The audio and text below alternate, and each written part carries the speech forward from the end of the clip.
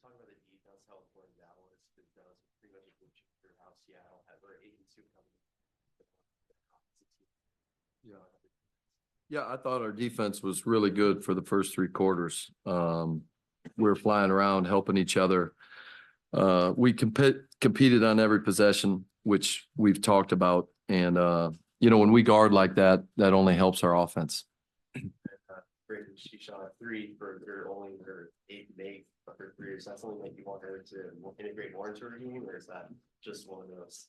Yeah, I think it's one of those things that as she gets more comfortable, you'll see her shoot more of them. I don't know how many per game, but, 1 or 2 at least, just because we've got such good pick and roll players and they draw so much attention when she decides to pop. Much rather have her popping to 3 than to 18 feet. Oh, yeah, for 30-point games of the season, 30+ points of the season. Yeah. Just talk about how special she is. Yeah, she's a closer, right? She that game got a little bit tighter than we wanted, and she stepped up and made some huge plays down the stretch. And I think it was 44 points in the paint. What you like about this the way you got Yeah, again, we're going to evolve here as we start to throw it into BG more. We only took 18 threes, but like you said, 44 points in the paint is huge, and she has a big part of that. But yeah, I loved our aggressiveness. I loved our players were speaking up, saying to keep going to her, and she's just a huge presence down there, and she makes some good decisions. And I think as she gets in better basketball shape and just the touch, but she's just a target for us to be able to throw it down there. What's the strategy for defending her going into the game, and how do you think your team next? Yeah, I thought Ka did a really good job from the start. Obviously, a lot of people guarded her because we were in our switching package 1 through 4. But just understanding where she's at.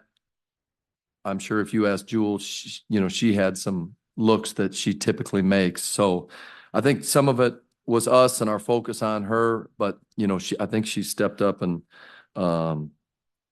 what'd she have? Yeah, she missed a couple free throws. I didn't think she ever got in a rhythm, and I think that's a credit to our defense. Can you talk about the rebounding, because they didn't have one offensive rebound in the second half? Yeah, and they had 6 in the first quarter, right? 10 at halftime. And that was one of the main things we talked about at half is the 10 offensive rebounds, 9 second chance points. So for us, rebounding is defense, and we have to do it collectively. So I was really proud of how we stepped up in the second half.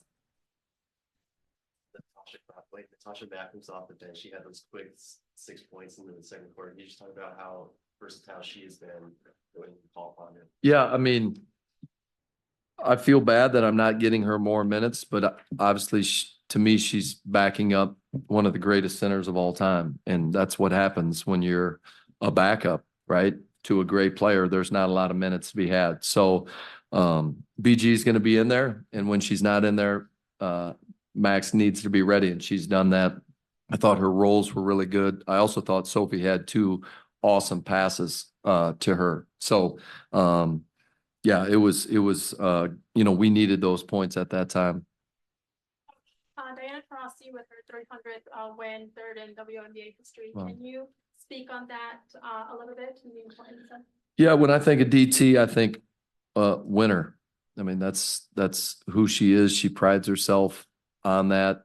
You can talk about a lot of different things as a basketball player, but the thing I hear DT talk about most is winning. And that's the most important thing. And, hopefully before it's all done, she becomes the most number 1 in that list. I think she would probably be most proud of that. These outs and wins to have control of this game from start to finish, never trail, led by 21 or whatever it was.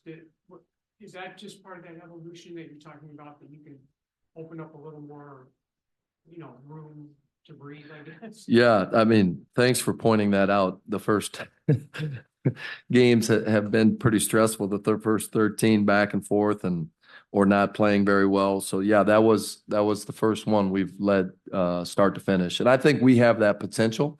It's us deciding that we can be that team each and every night. And so I thought up until the last 5 minutes of the fourth, that's when things got a little bit close, but we stepped up and made the plays at the end. Stephen on Zoom. Hey, coach, just kind of looking at Rebecca Allen. On one side of the ball, she's switching, providing rim protection, gapping in the help. And then on the other side, she's keeping advantages for you and maintaining your spacing. Can you speak to how well she helps to connect things for your team on both ends of the floor? Yeah, Becca's been awesome. She's obviously we've got great players on this team, and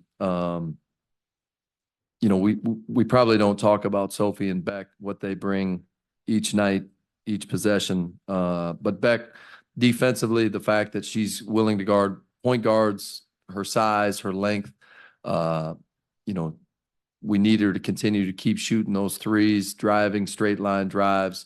But Beck was a big off-season pickup for us, and we're so excited she's here. And I think every game that she's playing, she's getting more comfortable. What are you guys going to be doing on your off day, and what's the plan looking ahead to that? I feel with this schedule, every game is a big game. Everyone keeps coming. We'll watch some film, obviously, tomorrow. We probably won't do a lot.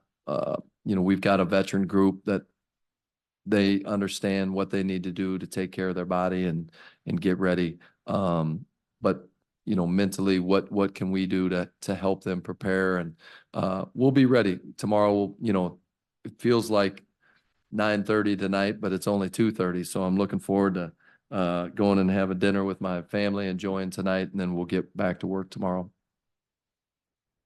Good. Thank you. Thank you.